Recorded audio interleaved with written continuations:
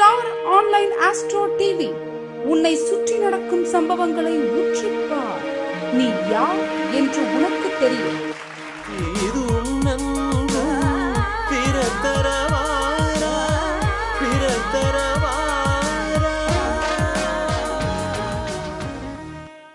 குருவாழ்க, குருவே துணை.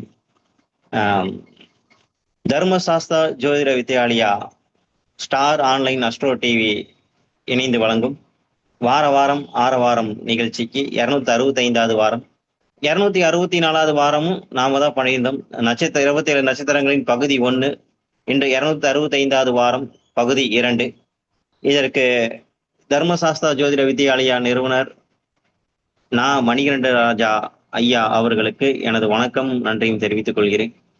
இது உலகமுள்ளா ஒளிபரப்பிட்டு இருக்கிற திரு முத்துப்பாண்டி ஐயாவுக்கும் எனது வணக்கத்தையும் நன்றியும் தெரிவித்துக் கொள்கிறேன்.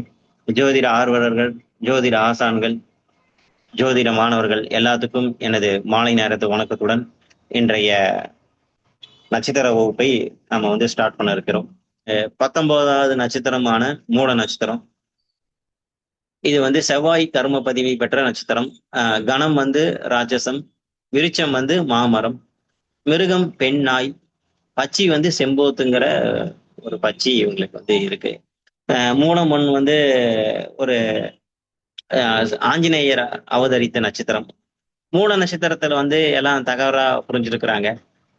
மூல நட்சத்திர பெண்ணை கட்டக்கூடாது, மூல நட்சத்திரத்தை கட்டினா நம்மளுக்கு பாதிப்பு ஏற்படுத்தி கொடுக்கணும் அப்படிங்கிற ஒரு தவறான இது இருக்கு.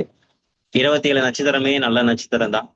3வது அது எப்ப பாதிக்கும் அப்படிங்கிறதுனா 3ஆம் பாதம் இருந்து அது 3ஆம் இடத்துல கேதுவெல்லாம் பாதிக்கப்பட்டு மாமனார் சாணம் பாதிக்கப்பட்டால் ஒழிய அது பாதிக்கும், மற்றபடி எந்த பாதிப்பும் இல்லை.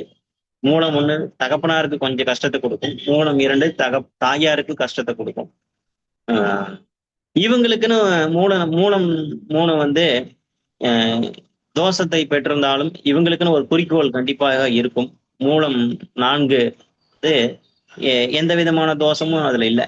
ஏன்னா இது அனுமார் பிறந்த நட்சத்திரம். எதிர்காலத்தை பத்தின கவலைங்கிறது இவங்களுக்கு இல்லை. இவங்களுக்குன்னு ஒரு கோல் செட் பண்ணுவாங்க, இவங்களுக்குன்னு ஒரு குறிக்கோள் இருக்கும், அதை நோக்கி போயிட்டே இருப்பாங்க. நல்ல ஒரு செல்வந்தரான நிலையில இருக்கிறவங்க அந்த மூல நட்சத்திரத்துல பிறந்தவங்க நல்ல செல்வ செழிப்பா நல்லா இருப்பாங்க. இவங்களுக்கு ஒரு இது என்னன்னு கேட்டீங்கன்னா, தன்னை சுத்தி இருக்கிறவங்க கிட்ட விசுவாசமா இருப்பாங்க. தாங்கிட்ட விசுவாசமா இருக்கிறவங்களையும் சேர்த்து இவங்க வளர்த்தி விடுவாங்க. சரஸ்வதி தேவி பிறந்த நட்சத்திரம். கோவில் சம்பந்தமா அல்லது ஆன்மீக சம்பந்தமான பணியில வீட்டுல யாராவது ஒருத்தங்க இருப்பாங்க. இவங்களுக்குமே காரம் அப்படிங்கிறத உணவுல சேர்த்துக்கிறது காரம்னு சொன்னாவே கண்ணுல தண்ணி வரும். அந்த மாதிரி இவங்க காரம் உணவுகளை அதிகம் விரும்ப மாட்டார்கள்.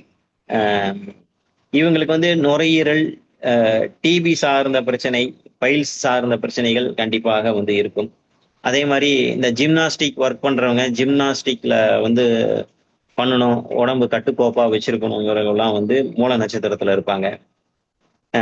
இவங்க கிட்ட ஒருத்தர்கிட்ட யார்கிட்டயாவது பணம் வாங்கினோம்னா மூல நட்சத்திரக்காரங்க கிட்ட சரியா கணக்கு வர வரைக்கும் விட மாட்டாங்க. நீங்க வேணா பாருங்க, நீங்க வேணா யார்கிட்டயாவது கேட்டு பாருங்க. இவங்க கிட்ட கேள்வி கேட்டீங்கன்னா எதிர்கேள்வி கேட்டுக்கிட்டே இருப்பாங்க. இவங்களுக்கு நிகர் யாரு கேள்வியே கேட்க முடியாது. அதே மாதிரி இவங்களுக்கு சின்னமா சித்தி பாசம் அதிகமா இருக்கும். பூர்வீகத்துல எப்போதும் ஒரு பிரச்சனைங்கிறது இருந்துகிட்டே தான் இருக்கும். இவங்க வீட்டுல வாதம் இல்லாம இருக்கவே முடியாது. விவாதம் ஏதாவது ஒண்ணு இருந்துகிட்டே இருக்கும், ஏதாவது ஒரு ஆர்கியூமெண்ட் இவங்க வீட்டுல இருந்துகிட்டே இருக்கும். இவங்களுக்கு பிடிச்சது சரித்திர கதைகள், புதிய இதிகாச கதைகள், இந்த மாதிரி விஷயங்கள்ல அதிக இம்பார்ட்டன்ஸ் கொடுப்பாங்க. இவங்களுடைய கற்பனையே பாத்தீங்கன்னா ஒரு நேச்சுரலா இருக்கும். பாதம் 1ல நல்ல அழகான வீட்லயும் நல்ல ஒரு சொத்து பத்தோடையும் இருப்பாங்க. பாதம் 2 கிழங்கு வகைகளை விரும்பி உண்ணக்கூடியவர்கள். பாதம் 3 நல்ல கௌரவம் உடையவர்கள். பாதம் 4 அமானுஷியத்தை பத்தி அவங்களுக்கு எதையாவது தெரிஞ்சு வச்சிருப்பாங்க. இவங்களுக்கான கோவில், நட்சத்திர கோவில் எங்க இருக்குன்னு சொன்னோம்னா, அருள்மிகு சிங்கீஸ்வரர் ஆலயம் மப்பேடு அப்படிங்கிற இடத்துல இருக்கு. மப்பேடுங்கிறது சென்னையில இருக்கு. மூலம் நட்சத்திர நாள்ல ஆஞ்சநேயர் வழிபாடு, ராமர் வழிபாடு பண்ணிட்டு வந்தாங்கன்னா இவங்க வாழ்க்கையில எல்லா வெற்றியும் கண்டிப்பாக கிடைக்குங்கிறதுல எந்த விதமான ஐயமும் இல்லை. இனி